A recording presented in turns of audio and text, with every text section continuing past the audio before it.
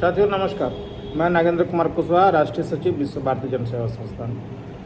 साथियों, जैसा कि आप सभी को पता है कि विश्व भारती जन सेवा संस्थान एनजीओ हमारा पूरे देश के 13 करोड़ सहारा के जमाकर्ताओं की लड़ाई लड़ रहा है और वह लड़ाई सड़क से लेकर सदन तक और सदन से लेकर के माननीय न्यायालय तक सभी जगह लड़ाई लड़ रहा है और चारों तरफ से सहारा इंडिया को घेर करके बाध्य कर रहा है कि देश के 13 करोड़ लोगों को भुगतान आपको देना ही पड़ेगा। और सहारा के जो अधिकारियों ने जो देश को लूटा है, जो देशद्रोह का काम किया है, लोगों को 10,000 से ज़्यादा लोगों को आत्महत्या करने पर विवश किया है, इनको भी जेल के सलाखों के पीछे कैसे पहुंचाया जाए, इस पर भी काम कर रहा है। इसी क्रम में एक तरफ लीगल में तो हम लोग बहुत तेज़ी के साथ आगे बढ़ रहे हैं। माननीय सुप्रीम कोर्ट में, कई लोअर कोर्ट में, उच्च न्यायालय में, सीआईडी में, कई जगह हम लोग एफआईआर, कहीं रीट, कहीं और कुछ याचिका हम लोग डाल रहे हैं।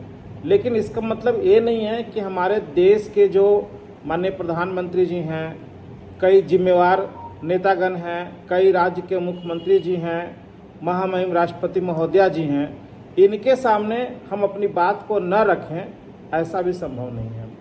लगातार देश के तमाम जितने भी हमारे आला नेता हैं, माननीय प्रधानमंत्री जी से लेकर के माननीय मुख्यमंत्री जी को लगातार 3 साल से हम लोग जगाने का कोशिश कर रहे हैं कि सहारा के मुद्दे पर आप अपना मुंह खोलिए, कुछ कार्रवाई कीजिए और देश के लोगों को राहत देने का काम कीजिए। हम अपना काम करते रहेंगे। इसी क्रम में जो अभी वर्तमान की जो परिस्थिति बनी है, उस पर आज विश्व भारती जन सेवा संस्थान की ओर से महामहिम राष्ट्रपति महोदय जी, माननीय प्रधानमंत्री जी, माननीय सहकारिता मंत्री जी, माननीय वित्त मंत्री महोदय जी, माननीय मुख्यमंत्री महोदय जी उत्तर प्रदेश, माननीय मुख्यमंत्री महोदय जी बिहार प्रदेश, माननीय मुख्यमंत्री महोदय जी मध्य प्रदेश, माननीय मुख्यमंत्री महोदय जी राजस्थान, माननीय मुख्यमंत्री महोदय जी महाराष्ट्र, माननीय मुख्यमंत्री महोदय जी उड़ीसा, माननीय राहुल गांधी जी नेता प्रतिपक्ष लोकसभा, इतने लोगों को आज संस्थान की ओर से पत्र भेजे जा रहे हैं, जिसमें संक्षिप्त में मैं बता देता हूं कि क्या क्या मुद्दे लिए गए हैं। देश के 13 करोड़ सहारा पीड़ितों को मुद्दे पर गंभीरता से विचार करने के संबंध में, उसमें जो अभी प्रेजेंट सिचुएशन है, उसमें क्या क्या काम करना चाहिए और क्या कैसे निदान होगा, उसी को हम लोग अंकित किए हैं। जैसे पहला नंबर पॉइंट हम लोगों ने लिखा है, अभी तक सहारा के सहकारिता समितियों के लिए सहारा रिफंड पोर्टल बनाया गया, किंतु सहारा की अन्य कंपनियां, सहारा क्यूसोप यूनि प्रोडक्ट रेंज लिमिटेड, सहारा कमर्शियल कॉरपोरेशन लिमिटेड के लिए कोई पोर्टल नहीं बना, जबकि इन दोनों कंपनियों में लगभग 1 करोड़ से ज़्यादा लोगों का धन फंसा हुआ है। दूसरा है, सहारा रिफंड पोर्टल पर जो क्लेम लिया जा रहा है, उसमें डेथ क्लेम, MIS स्कीम और ज्वाइनिंग पॉइंट का क्लेम क्यों नहीं लिया जा रहा है। तीसरा है, सहारा रिफंड पोर्टल से सरकार यह स्पष्ट करे कि निवेशकों को केवल मूलधन मिलेगा या ब्याज समेत भुगतान किया जाएगा।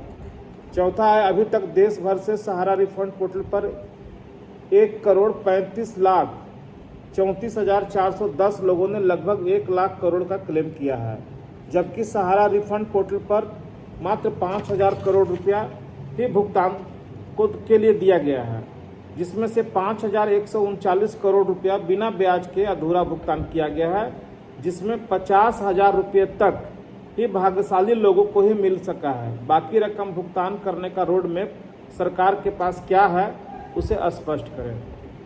पांचवा है, सहारा रिफंड पोर्टल पर 1,35,34,410 लोगों ने अपना क्लेम किया था। क्लेम करने वाले 99% लोगों का क्लेम विभिन्न तरह का कमियां दिखाकर यह कहते हुए खारिज कर दिया गया है कि आपका डाटा सहारा इंडिया के डाटा से मिलान नहीं हो पा रहा है। उन्हें 99% लोगों को क्या जाली सर्टिफिकेट सहारा के द्वारा दिया गया, जो उन्हें भुगतान से वंचित कर दिया गया है। छठा है, सेंट्रल कोऑपरेटिव रजिस्ट्रार से संपर्क करने पर कहा जाता है कि सहारा इंडिया डाटा नहीं दे रहा है, जिसके कारण लोगों का क्लेम रिजेक्ट किया जा रहा है। अगर Sahara India data central cooperative registrar को नहीं दे रहा है, तो सहकारिता मंत्रालय सहारा इंडिया पर कार्रवाई क्यों नहीं कर रहा है। और सातवां है, सहारा इंडिया ने दिल्ली उच्च न्यायालय में स्वीकार किया है कि सहारा के सोसाइटियों का 62,500 करोड़ रुपया सहारा की real estate company MB valley में निवेश कर दिया गया है। तो एमबी वैली को नीलाम कर निवेशकों का धन वापस क्यों नहीं किया जा रहा है। और 8वां है, सहारा इंडिया निवेशकों की गाढ़ी रकम से देश भर में जमीनें खरीदा गया था, उसे बाजार भाव से कम राशि में क्यों बेचा जा रहा है। और बिक्री की गई राशि को माननीय सुप्रीम कोर्ट के आदेशानुसार सहारा सेबी के एस्क्रो खाते में जमा नहीं कर रहा है, इसकी संपूर्ण जांच की जाए। 9वां है, भोपाल में भाजपा विधायक श्री संजय पाठक ने सहारा की 1,000 करोड़ रुपए का जमीन मात्र 90 करोड़ में खरीद लिया। ईओडब्ल्यू की जांच में यह प्रमाणित भी हो चुका है और सहारा के अधिकारियों के खिलाफ प्राथमिकी भी दर्ज हो चुका है, किंतु भाजपा विधायक श्री संजय पाठक पर कोई कार्रवाई अभी तक क्यों नहीं किया गया। 10वां है, विगत लोकसभा चुनाव में और झारखंड विधानसभा के चुनाव में सहकारिता मंत्री श्री अमित शाह ने सभी जमाकर्ताओं को पोर्टल पर क्लेम करने के बाद पाई भुगतान करने को कहा था। क्या यह वादा सहकारिता मंत्री श्री अमित शाह ने पूरा किया। और अंतिम जो सबसे महत्वपूर्ण बिंदु है, सहारा प्रमुख दिवंगत सुब्रत राय के सुपुत्र सीमांतो राय और सुशांतो राय देश छोड़कर विदेशी नागरिकता ले चुके हैं और पता चला है कि देश भर में सहारा की जमीनों को औने पौने दामों में बेचवाकर विभिन्न स्रोतों के माध्यम से विदेश पैसा ट्रांसफर कर रहे हैं। इन दोनों पर कई राज्यों में प्राथमिकी दर्ज हो चुका है और कई राज्यों ने इन पर वारंट भी जारी कर दिया है। क्या इन्हें विदेश से भारत वापस लाने पर केंद्र सरकार कोई विचार कर रही है। क्या इन्हें भारत लाया जाएगा या जैसे अन्य लोगों को वर्तमान एनडीए की सरकार ने देश के बाहर निकाल दिया। कई ऐसे चेहरे हैं, चाहे माननीय विजय माल्या जी हों या नीरव मोदी हों, जो देश के धन को लूट करके आज विदेशों में ऐश कर रहे हैं। इसी प्रकार इन दोनों को भी विदेश में ही छोड़ दिया जाएगा। ये सारे सवालों को लेकर के आज हम लोग ये सारा पत्र हम लोग डिस्पैच कर रहे हैं और ये केवल पत्र लिख करके ही हम लोग छोड़ने वाले नहीं हैं।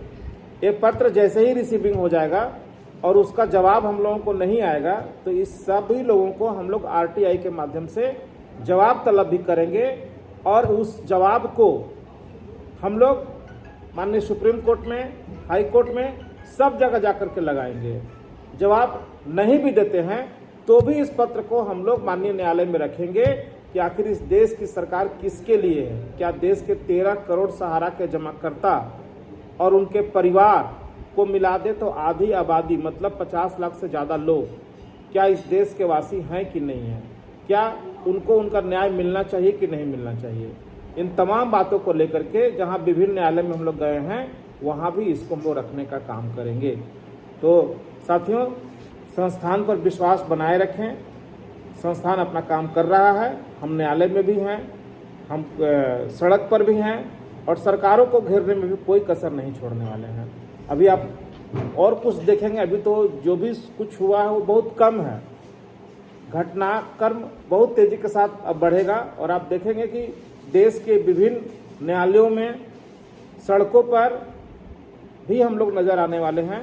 इनको हम लोग कहीं से छोड़ने वाले नहीं है जब तक तमाम देश के एक एक लोगों का भुगतान ना हो जाए। धन्यवाद साथियों, नमस्कार, जय हिंद।